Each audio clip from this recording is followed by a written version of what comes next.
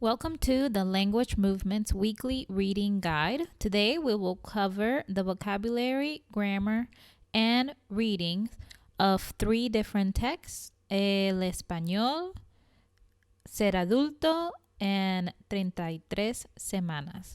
First, let's get started with vocabulary and grammar.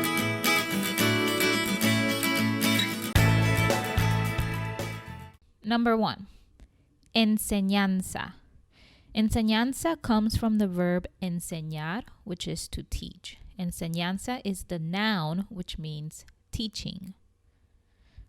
Number 2, supe.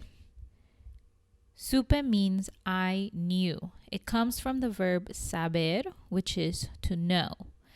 The verb saber has an irregular stem in the preterite, which is the past. So, saber changes to SUP in the preterite, and that is your base. And then you add your endings based on whoever is doing the action. So if it's yo, it's going to be yo supe. If it's tú, it's going to be tú supiste. Saber in the preterite is conjugated both like an AR verb and an ER verb. In the yo and the he, she, it form, it's conjugated like an AR verb. So it's going to be yo supe and it's going to be él supo. Everything else is going to be conjugated just like a regular ER verb. So it's going to be tú supiste, nosotros supimos, ellos supieron. Number 3, me convertí. I became. This verb is a reflexive verb. So the infinitive is convertirse. Now the actual verb convertir is regular verb. So right now it's conjugated in the preterite and it's in the yo form. So it's going to be yo convertí. But since it's reflexive, we have to take that SE at the end of the infinitive and change it according to whoever is doing the action. Again, we're conjugating it in the yo form, so it's going to be me convertí. You move it to the front of the verb, and it becomes 2 different words. Number 4, no solo, not only. Number 5, enseñas.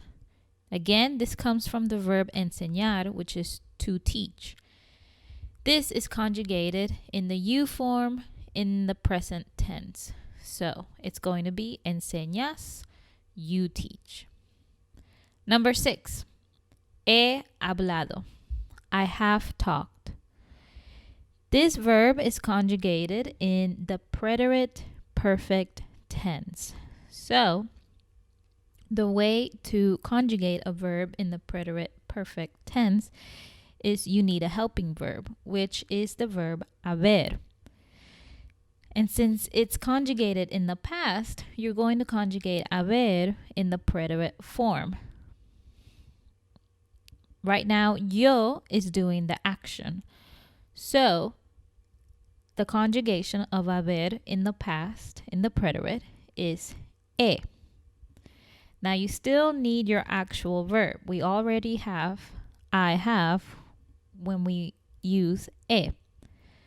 But we need the verb talked. So we're gonna get the verb hablar, which means to talk, and we're going to change it to a past participle. You do this by taking your infinitive, hablar, you drop the AR, and you're going to add ADO at the end. This becomes the ED in English. So talked is hablado.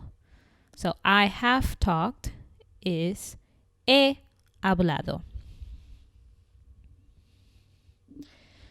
Number 7, acaba de comprar. Just bought.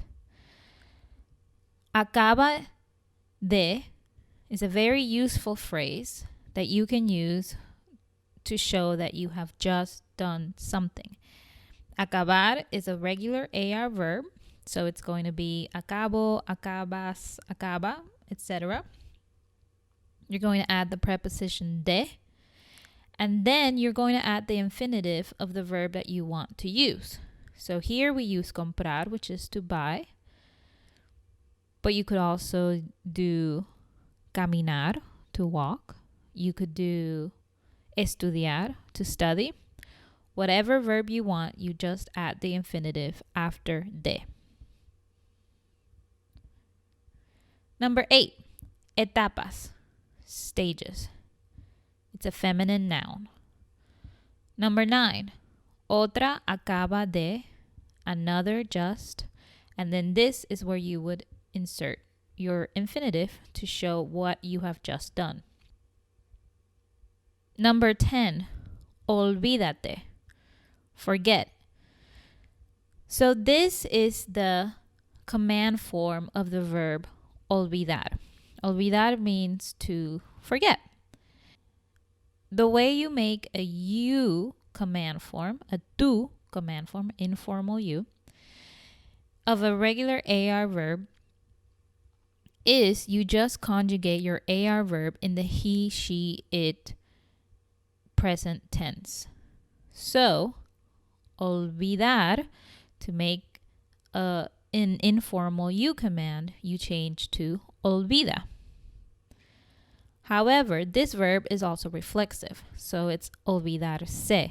So again, we have to do something with that se at the end. Because I'm telling you to forget, I'm going to change the se to te. And because it's a command form, we're going to attach it to the end of the verb rather than put it at the beginning of the verb. So if I'm commanding informal you to forget something, I'm going to say olvídate. There is an accent on the I to keep the natural sound. Number 11. Se están poniendo, are getting. Poner is a very useful verb that can mean various different things. In this phrase, we're using it to mean getting or becoming. Here, we are also conjugating it in the present progressive form, which means that we're talking about things that are happening right now. To do this, we have to use the verb estar plus the present progressive of the verb poner. Because I'm talking about multiple things, I'm going to conjugate estar in the present tense, and I'm going to conjugate it in the day form. So it's están. Now, we have to change poner to the present progressive form. This is the same as adding ing to a verb in English. The way to do this is you take your infinitive, poner, you take off the er, and you add iendo. And then you have están poniendo, are getting or are becoming. Number 12, síntomas, symptoms. It is a masculine noun. Most nouns that end in ma are always going to be masculine. Number 13, todavía, still. It can also mean yet sometimes.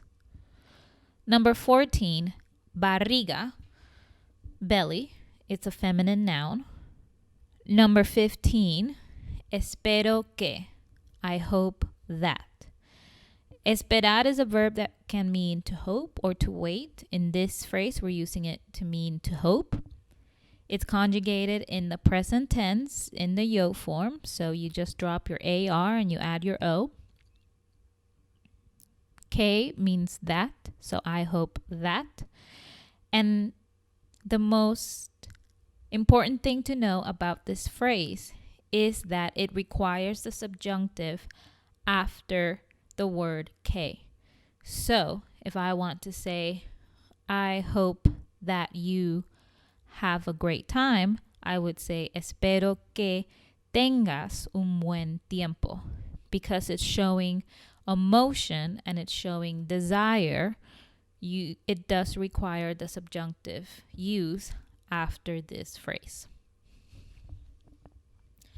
And now let's move on to the readings and the questions.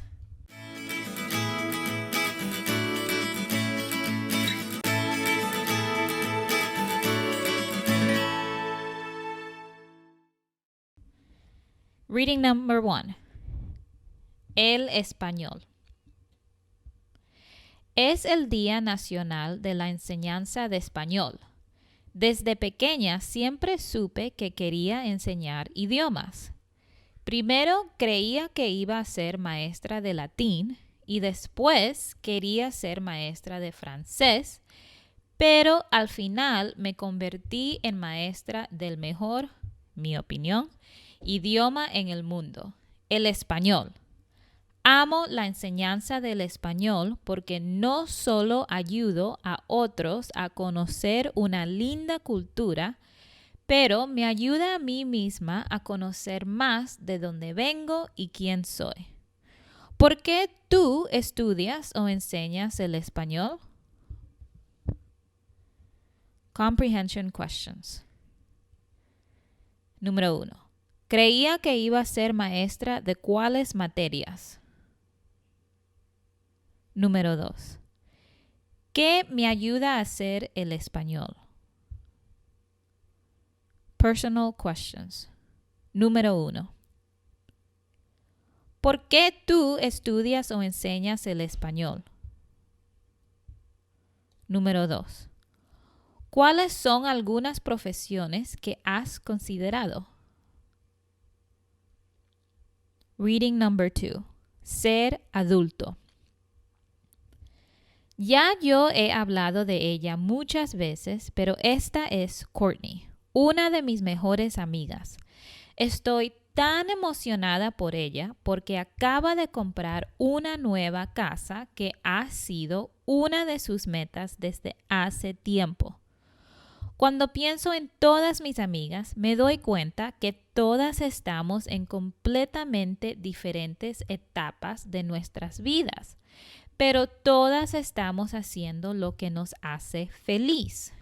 Yo voy a empezar una familia, ella compró su casa, otra acaba de adoptar su segundo perro, otra acaba de dejar su trabajo, otra está planeando su 5º viaje a Europa.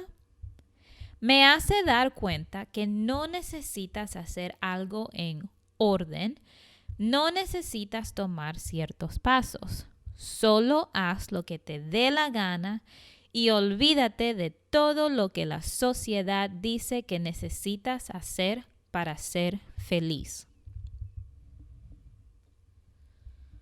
Comprehension Questions. Número 1. ¿Cuáles son algunas cosas que mis amigas están haciendo y celebrando? Número 2. ¿Cuál es mi consejo para estar feliz? Personal questions. Número 1. ¿Tienes una amiga que está celebrando algo grande esta semana? Número 2. ¿Cuál es una manera en la cual has ido contra las normas de la sociedad? Reading number 3. 33 semanas. Ayer cumplí 33 semanas de embarazo y ahora sí las cosas se están poniendo difíciles. Estos son mis síntomas. No puedo caminar porque me duele la espalda. No puedo dormir porque me duele la espalda. Y no puedo sentarme porque me duele la espalda. Es loco pensar de que todavía me faltan 7 semanas más de esto. Pero según la aplicación que tengo en mi celular que marca cada semana de embarazo, ya mi barriga no debe crecer más. Espero que eso sea verdad porque no sé si han escuchado, pero me duele la espalda.